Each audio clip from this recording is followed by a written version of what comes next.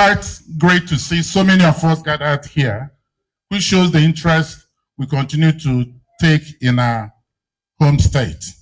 Number one, but to remind us the purpose, the destination. What did we set out to do? Nandi Igbo, Nandi Anambra, we are in everybody's village. Any village in Nigeria, if for Onya Anambra or Onyi Igbo, a manner there is no money to be made there. I wear all the resources. Our people are everywhere, developing everywhere. But I am a livable and prosperous homeland. In my mind, I don't see Anambra South or Central or North. What I see is one state, one people, one agenda. Endorsement.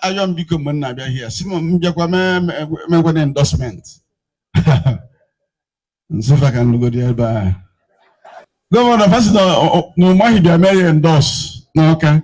No biko na using him biko. Me kwa neva money me.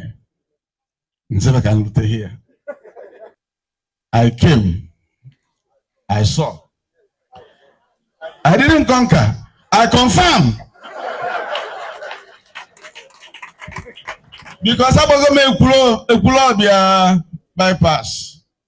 I'm going to make a flyover. Nearby. Can you leave endorse? When I was even Nakawa. So that we had that election.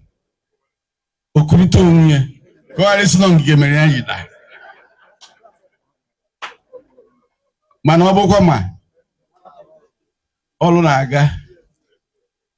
Olu na megini.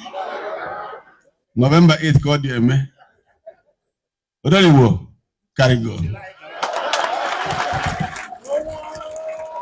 I will not withhold my endorsement.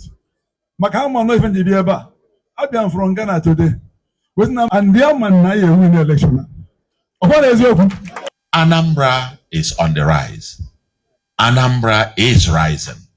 And together, all of us will take Anambra to that height. I thank you very much and God bless you.